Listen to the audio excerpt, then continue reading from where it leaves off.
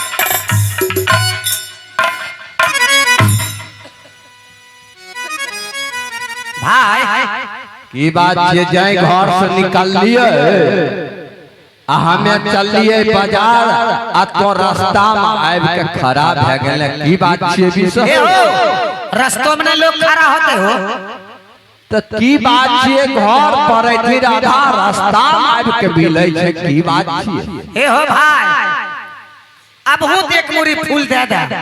की काली एक मुरी फूल? हां हो फूल तो देवो दाय बिसोर, लेकिन एगो हमरा शर्त छ। की शर्त छ? कि जा हमर बाला बेटा कोहबर नहीं करते ता फूल नहीं देबो। नहीं हो भैया, तो कने रहो जे बाला के शादी हो जेतै तो तोरा एक मुरी फूल देबो। के शादीए न भेलै, कोहबर तो हमर बेटा नहीं कर, जा कोहबर नहीं करते ता हम तोरा फूल केना दे दी। नहीं हो भैया, फूल दे दो। नहीं मानबा ना आगे नहीं दे बोदा ये कामूरी फूल का नागत शहर जतिया ही चंदू सब सागर के आ तोरी दे बोलै की तोरा मनमा आइला हो भैया, तोरी दे बोलै की तोरा मनमा होता।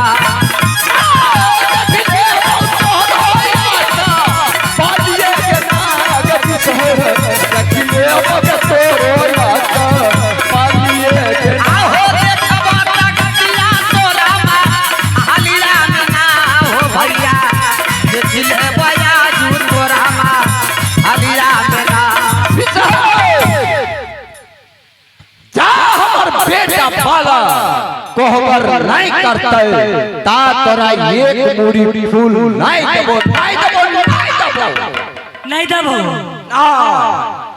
आहू छबू बेटा खिया हो भैया जी कामुना किनार हो। छबू बेटा खइले बिसहर तू दादा तकइली रे।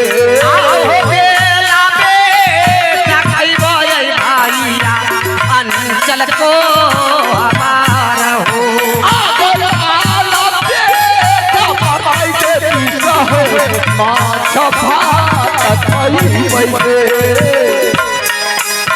आओ समो त्रिपुलाबा भैया तोरा से हम मांगलो हो। आगे नहीं है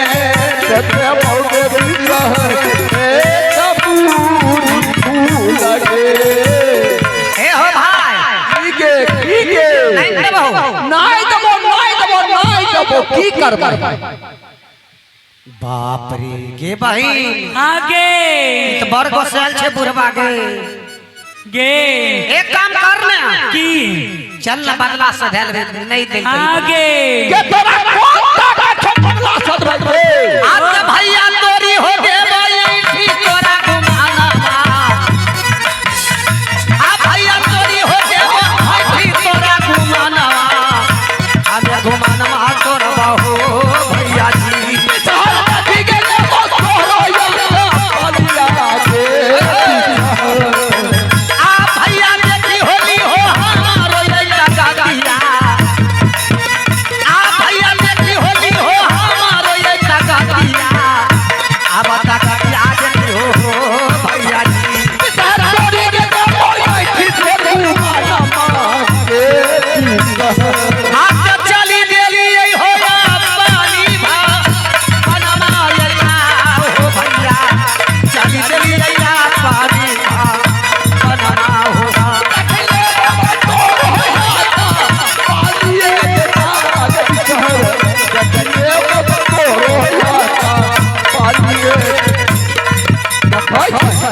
तेरका लाठी छो जहाँ लगलो एक लाठी के सब दर दर पार भे तो नदी कोई पा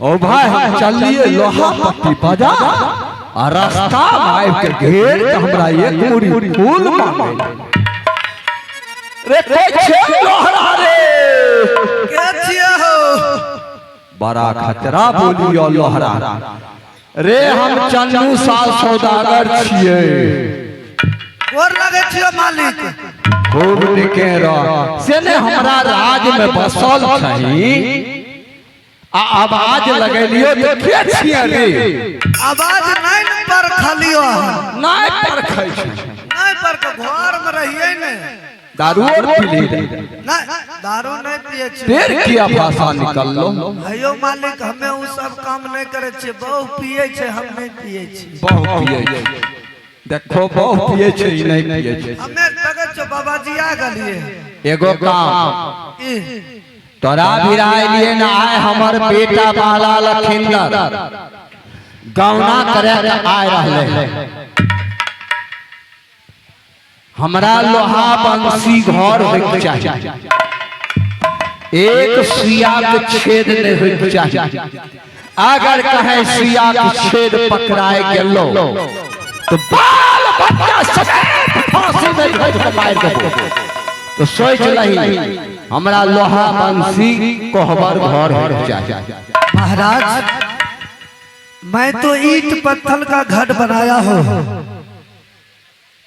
मैं कई फूस का मकान बनाया हूँ लेकिन अभी तक लोहा बंसी का घर मैं नहीं बनाया हूँ महाराज मुझे क्षमा कर दीजिए यह काम हमसे नहीं होगा कि काली तोरा ई काम नहीं होतो तोरा बाप के करे पर तो जत्ते लोहा लगते ओते हम पैसा देबो लेकिन अंचल कोहबर घर लोहा बंसी को बने के चाहिए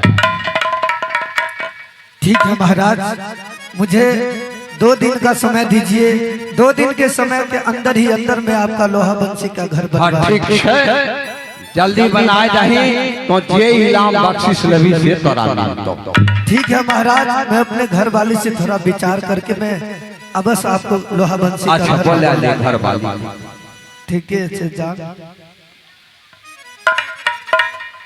आप कौन उपाय करिए अगर लोहा बंसी के घर हम नहीं बनबे छिए भाई जी तो चन्नू साहु सौदागर प्रेम के चंडाल राजा छे जब उ छोग बेटा ओकरा मरले तो दूध भात खैलके आ हमरा कौन नतीजा करसु तो हमरे देह जाने हो याद मैं यहाँ से चल रहा हूँ मैं अपने पत्नी के पास और यह सारा संदेशा मैं अपने पत्नी को सुनाऊंगा अगर यह संदेशा वह स्वीकार कर लेगी तो ठीक है अगर स्वीकार नहीं करेगी तो हम दोनों पति पत्नी या चौपाईपुर राज को छोड़कर कहीं दूसरे राज की ओर चले जाएंगे सब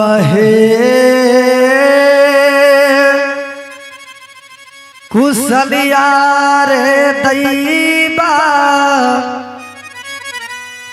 हाँ मैं जब सुनी बई हो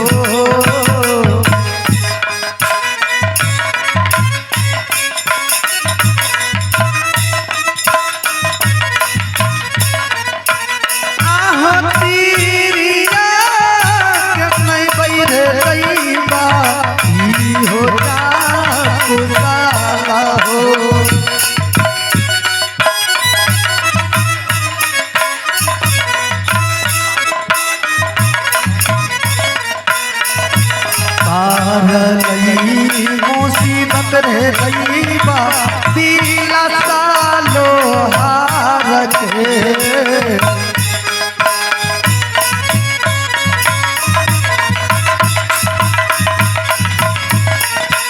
आहो हम बतल रही हो बाबूजी दीदिया न जदी कहो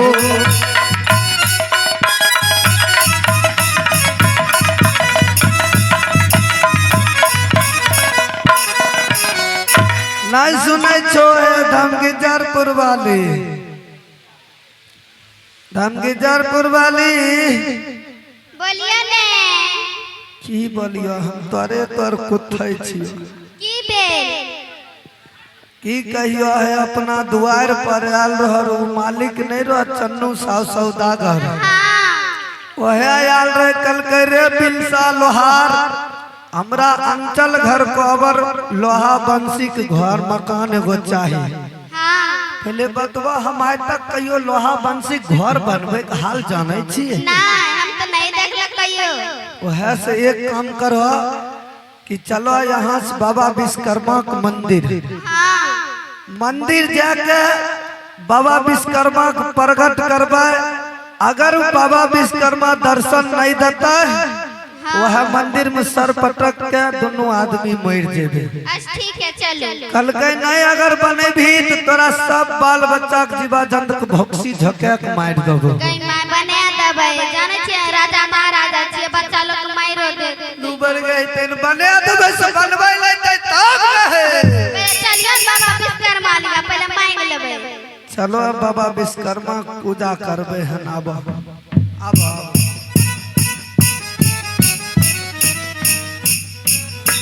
बैठो यह जगह मंदिर में अब बाबा विश्वकर्मा पुकार करे छी आवाज सुनते तो जरूरे बाबा विश्वकर्मा आते। हां आते न किया नहीं थे।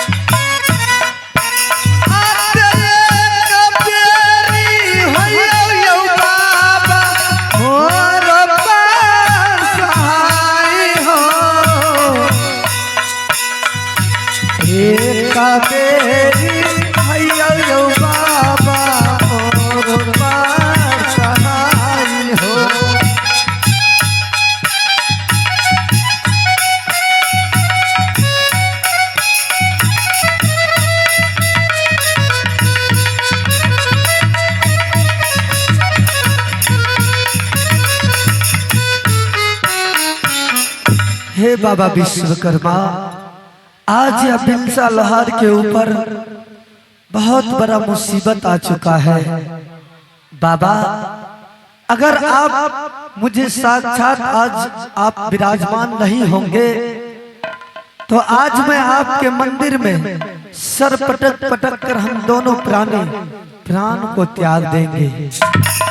बाबा अगर आज अपने मुखार बिंद से नहीं बोलेंगे तो हम दोनों पति पत्नी सर पटकने के लिए जा रहे हैं।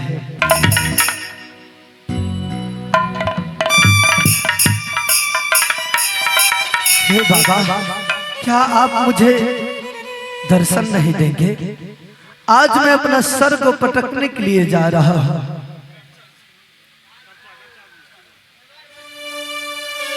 आहो पार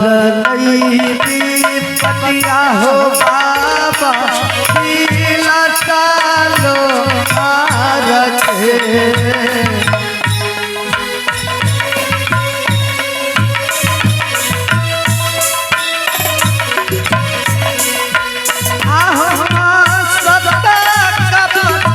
हो बाबा तोहरा चरण में।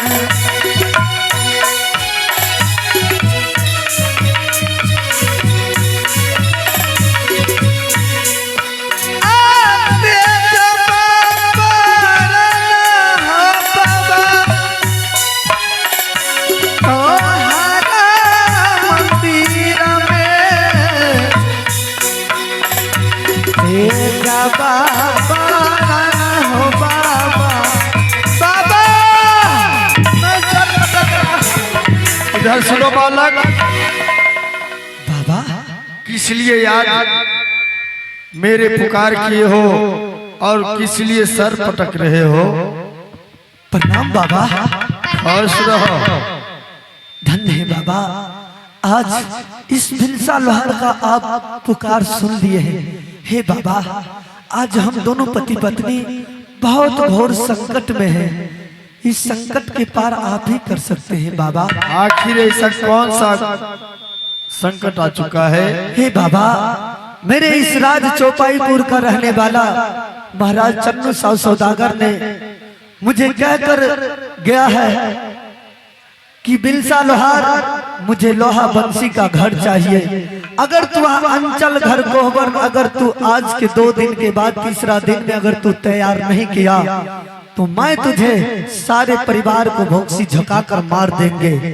बाबा, मैंने कभी वह अंचल घर कोहबर लोहा बंसी का नहीं बनाया हो, तो आज मैं कैसे वह लोहा बंसी का घर बनाऊंगा बाबा? देखो बालक, कहिए बाबा। एक बार हमारे नाम लेके और बंसी लोहा घर बना देना। ठीक है बाबा, बन जाएगा। ठीक है बाबा। क्या आप मेरे साथ रहेंगे ना? साक्षात मैं एनी टाइम साथ रहूंगा। ठीक है बाबा। मना भूलई बाबा तोहरा ना हो बाबा, बाबा के ताही हमारा हो जाई ना हो।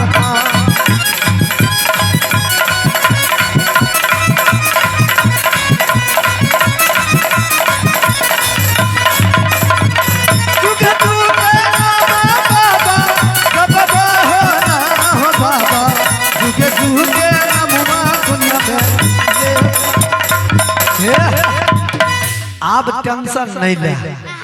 आप बाबा विश्वकर्मा हमरा पर सहाय भे गेलो।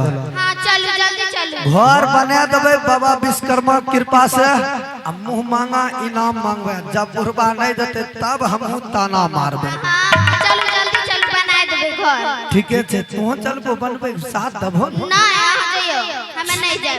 छोरा उठ तो ने। चलो तो जल्दी जाए बेटा। ठीक है, तो चलो। आ बउआ को दूध पिलैया किया के 2 महीना छिके। हाँ, हमें जाए छो घर, आ जाइयो बना दे। अमूल वाला दूध आ रहा है, सब दे चड्डी बाकिन के रख लिया। जा अच्छा, ठीक है, ठीक है। जा आदित में जा। जाए छो।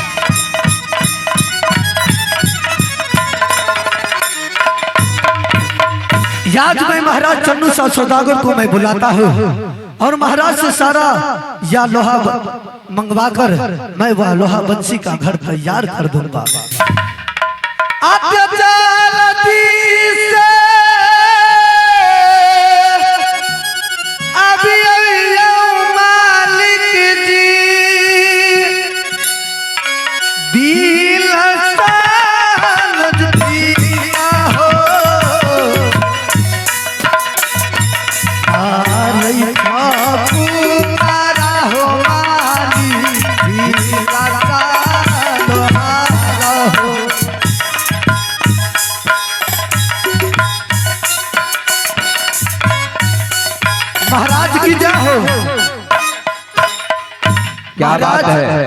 मुझे लोहा दीजिए, मेरा सारा व्यवस्था दीजिए और मैं आपको लोहा बंसी का घर तैयार कर देता हूँ। ठीक है, लोहा मैं एक ही दूंगा। लो ये सब लो। एक सुइया को छेद नहीं रहना चाहिए, पहले कह देता हूँ। ठीक है महाराज, एक सुई भी छेद नहीं रखेंगे। अच्छा से बनाना। लेकिन महाराज जब आपका घर तैयार हो जाएगा तो मुझे भी, मैं जो मुंह मांगा इनाम मांगूंगा वो आपको देना पड़ेगा। एकदम बिल्कुल मुंह मांगा इनाम मिलेगा तुमको। ठीक है महाराज, मैं आपका घर 10 मिनट में तैयार कर देता हूँ। ठीक है, तैयार करो।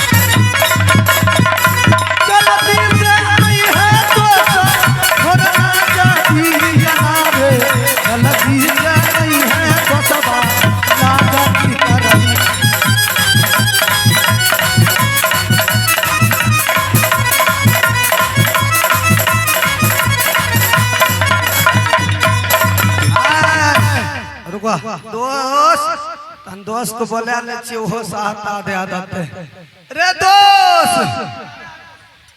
दोस्त रे आनंदिया आवे छियो आई जल्दी भेजन तनी उबर गई ते लोहा के गैर उठ गेले देखो। हाँ आप भेले तनी यारो एने कर दे छी उबर गई एने उठबे हिए तो एने उठ जाय छै, एने उठबे हिए तो एने कोन लोहा मिल कबाई दे देलके। तो हरे सुमर के हो बाबा हाँ मैं जब बानी बैठारा